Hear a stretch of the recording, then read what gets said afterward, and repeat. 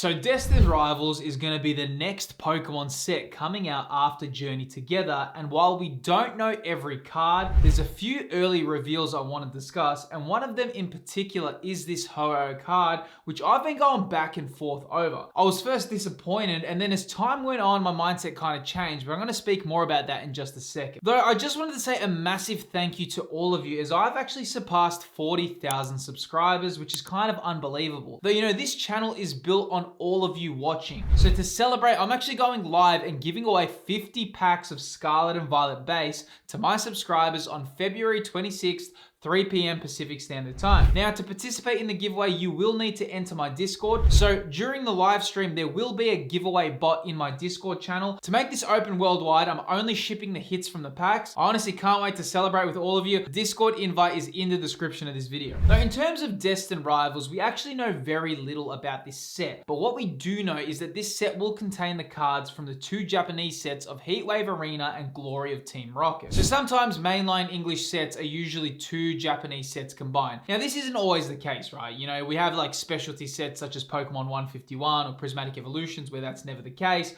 or, you know, even with Journey Together, it's not a mixture of two, right? Though, you know, for example, Surging Sparks is the combination of Paradise Dragona and Supercharged Breaker. But one half of Destined Rivals does contain the cards from the Japanese set Heatwave Arena. Now, we have had these early reveals be shown, and of course, one of the more anticipated cards was Ho-Oh. Now, there is a big reason why this matters a lot. Now, if you're unaware or new or maybe not so familiar with Pokemon's history, Ho-Oh is a very beloved Pokemon. It released in the second generation and it has such strong nostalgic connections for so many fans. Though, I mean, also as Destined Rivals comes out, I also think a lot of people are also wondering if they will be able to acquire this set. Though if you are looking for a tool to assist with getting products, then that actually brings me to the paid sponsor of today's video, which is PokeNotify. PokeNotify is a paid Discord service that immediately alerts users when a restock happens at specific retailers. So if you're looking for some new Pokemon products near you, PokeNotify becomes a very valuable tool. Now, for the service to work best, it's best that you select your region and select your notification preferences. This way, your notifications will be relevant to what products you're looking for. Now, PokeNotify also supports a lot of different regions across the world,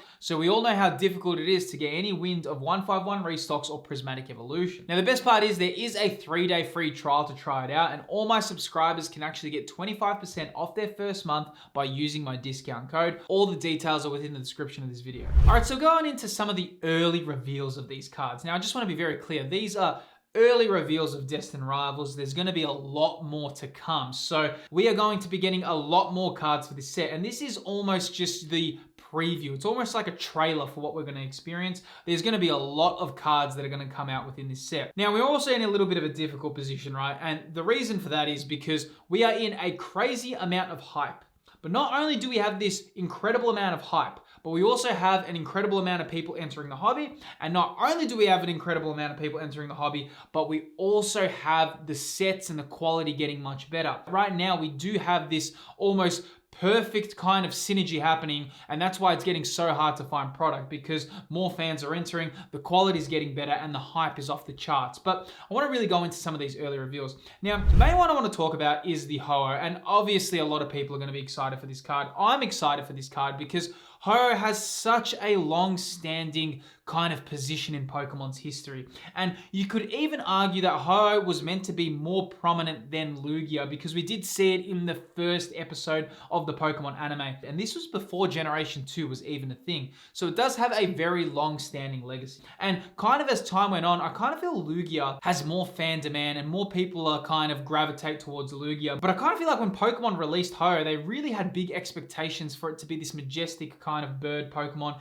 And it really is. It's a really cool Pokemon. But in terms of this artwork, I want to talk about it. And I think one of the best ways, and kind of my position on this, one area where I think that I like this artwork is that it has that flying kind of pose that we know Ho-Oh in. It's kind of, you know, gliding across. It does have that really triumphant feel about it, right? You're kind of looking up at Ho-Oh. That's always been a thing. Like even in the anime and everything, Ho-Oh was always, you kind of gazed at it in awe, right? And I kind of feel like they did capture that well. One area that I really would have loved if they did though, with Ho-Oh, you know, being such a kind of strong Pokemon as well, if it did have its position of when it uses Sacred Fire, kind of like what we saw in Neo Revelation, that's also a very iconic kind of pose for Ho-Oh when it's attacking. You know, there's so many different ways you could have kind of posed Ho-Oh, but they kind of went with this kind of more majestic feel. So I'm looking at the Lugia V from Silver Tempest versus the Ho-Oh. Now, both of these next to each other actually look like a pretty good pair. Even though they're not meant to be a pair, they do actually kind of look good when you put them side by side. One area where I think Lugia did really good is they really captured this kind of sea monster,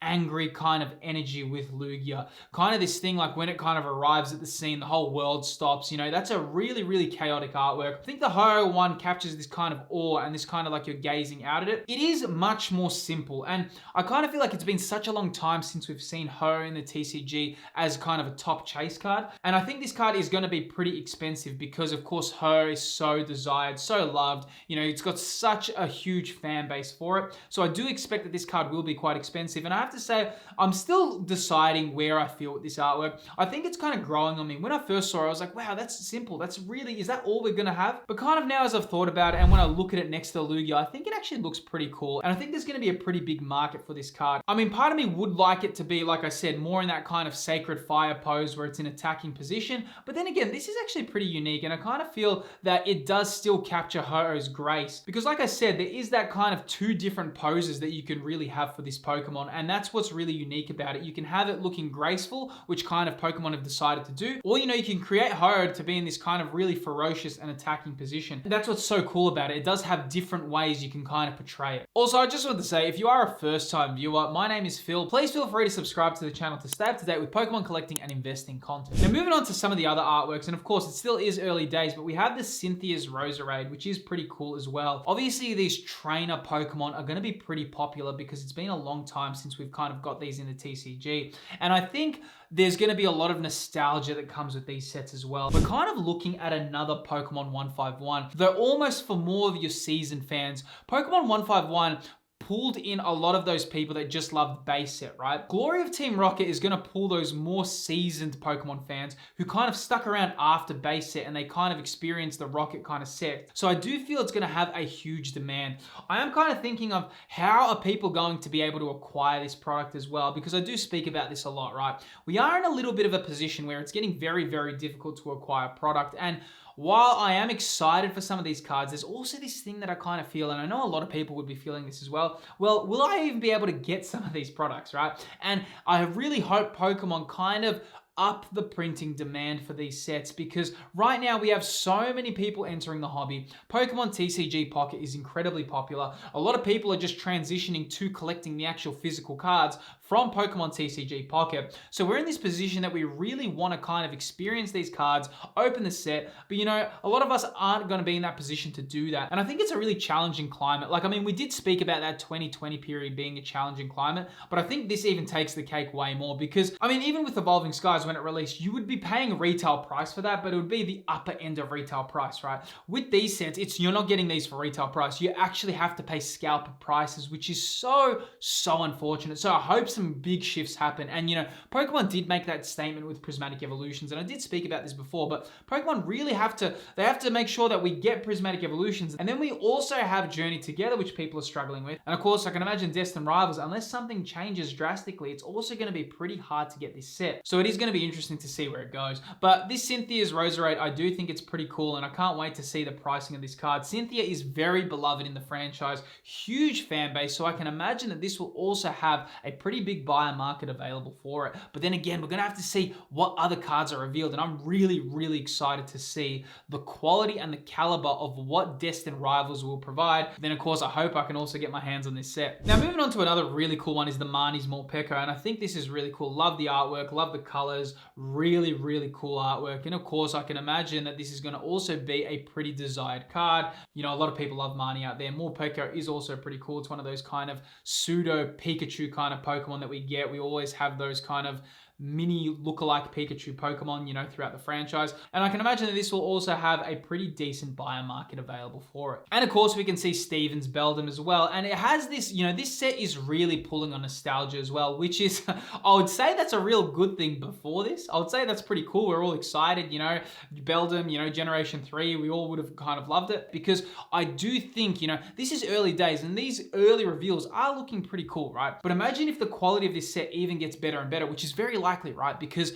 later generations, of course, always the quality just gets better and better. And don't forget, probably on Pokemon Day this year, which is coming up in like a week or 2 weeks or something like that, it's very likely that Generation 10 will be revealed. And probably when we enter Generation 10 will be when the kind of hype and demand kind of calms down a little bit, because that's usually what happens. And we saw that last time, right? Because when the Sword and Shield era finally ended and we entered that kind of, you know, Scarlet and Violet base, Paldea Evolved, Obsidian Flames era, that's when the hype really kind of calmed down.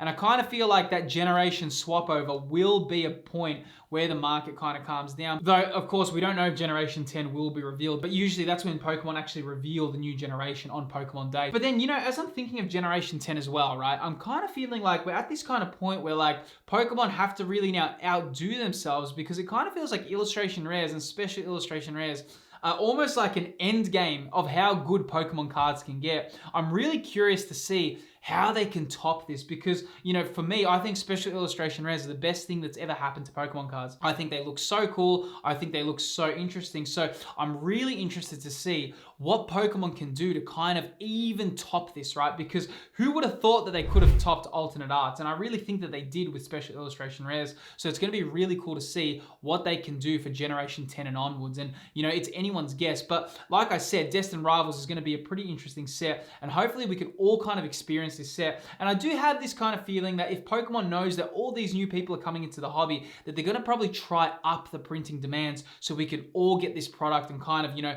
I'd love to make a video of opening Destined Rivals as well when it comes out, which I didn't really have the position to do with Prismatic Evolutions because it was so hard to find on release. So we're going to see what happens with this. Now, as Destined Rivals approaches and we have Journey Together, one question that's really coming up is whether or not Pokemon cards will crash in value. I mean, that's a big topic at the moment, right? And it seems it's dividing a lot of people. Though what I find helps is looking at previous examples of when cards did in fact crash in value, as this helps give you an overview of the hobby and the general market. And the exact 5 cards which were once the gold standard and then crashed heavily in value can be seen right here.